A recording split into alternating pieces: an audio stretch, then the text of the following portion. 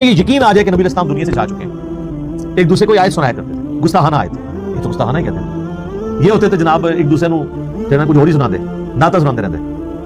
تو صحابہ نے ظاہر انہوں نے تو مشن لے کے چلنا تھا نا، ان کو تو پتا تھا کہ پیغمبر کا کام ہے اللہ کا پیغام دنیا تک پہنچانا، اس کے بعد وہ امت کے کام حوالے کر کے چلے گئے۔ اب پیغمبر کے ساتھ نسبت اس کی ہوگی، محمد رسول اللہ کا لاڈلا قیامت کے دن وہ ہوگا، حضور کی شفاعت کا حقدار وہ شخص ہوگا جو نبی علیہ السلام کے مشن کو آگے لے کے چلے گا۔ یہ نہیں ہے کہ جو جتنا اونچا نعرہ مارے گا، یہ چیز نہیں۔ ہم لوگوں نے تو اس حوالے سے بالکل کنسیپٹ جو ہے نا وہ بدل لیے ہوئے ہیں، چونکہ ہم نے قرآن پڑھا نہیں ہے، اس لیے ہمیں اندازہ نہیں ہے کہ قرآن پاک میں نبی صلی اللہ علیہ وآلہ وسلم کا سچا محب اور سچا پیروکار کس شخص کو ڈکلیئر کیا گیا ہے، جو آپ صلی اللہ علیہ وآلہ وسلم کا مددگار ہوگا ان کے دین کے بارے میں، ان پر نازل ہونے والی کتاب پر ایمان لانے والا ہوگا۔ اس حوالے سے قرآن حکیم میں ایک آیت موجود ہے جہاں پہ نبی صلی اللہ علیہ وآلہ وسلم سے متعلق پریڈکشن آئی ہے، یعنی تورات اور انجیل کے اندر جو آپ کی خصوصیت بیان ہوئی تھی، اور اس کے ساتھ نبی صلی اللہ علیہ وآلہ وسلم کا ذکر خیر آیا کہ آپ صلی اللہ علیہ وآلہ وسلم جو ہیں وہ ان پہ ایمان لانے والا اصل میں وہ ہوگا جو آپ صلی اللہ علیہ وآلہ وسلم کی اس دین میں مدد کرے گا اور اس نور کے اوپر ایمان لے کر آئے گا جو ان کے ساتھ نازل ہوا۔ یہ بڑی سخت آیت ہے جی، یقین کریں انسان ہل جاتا ہے جتنی بار اسے پڑھتا ہے۔ آیت نمبر ہے 157 اور 158۔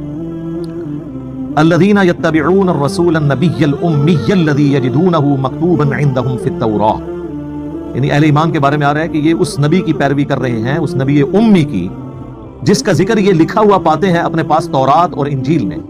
یأمرهم بالمعروف، جو انہیں حکم دیتے ہیں نیکی کا، وینہاہم عن المنکر، اور روکتے ہیں انہیں برائی سے، ویحل لهم الطیبات، اور حلال کرتے ہیں ان کے لیے پاکیزہ چیزیں، ویحرم علیہم الخبائث، اور حرام کرتے ہیں خبیث چیزیں، یعنی اللہ کے اذن سے وہ شریعت کا پیغام پہنچاتے ہیں۔ وَيَدَعُ عَنْهُمْ إِصْرَهُمْ وَالْأَغْلَالَ الَّتِي كَانَتْ عَلَيْهِمْ، اور جو بوجھ ان پر پڑ چکے تھے، جو ان کے گلوں میں توق تھے، جو خود ساختہ ایک قسم کی شریعت اڈاپٹ کر لی تھی، وہ ان سے دور کرتے ہیں۔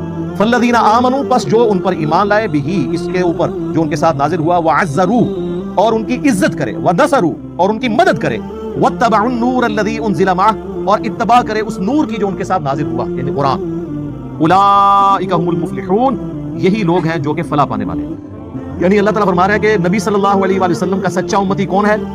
جو کہ ایمان لے کر آئے ان پر، اس کے بعد ان کی عزت کرے۔ یہ تو دونوں آسان کام ہے، ایمان بھی لاتے ہیں لوگ، عزت ضرور سے زیادہ کر رہے ہیں۔ ظاہر ہے کہ جب یہ کہیں گے خدا کا پکڑا چھڑائے محمد، محمد کا پکڑا چھڑا کوئی نہیں سکتا، غلوف کر رہے ہیں۔ رسول اللہ کے سامنے یہ کوئی جملہ بول سکتا ہے؟ اللہ جس کو پکڑ لے گا نا، نبی علیہ السلام اس کو چھڑوائیں گے نہیں، نبی علیہ السلام چھڑوائیں گے اس کو جس کو چھوڑنے کا اللہ اذن دے گا۔ دھونس کے ساتھ کوئی کسی کو نہیں چھڑوا سکتا، شفاعت بالاذن ہے۔ ہر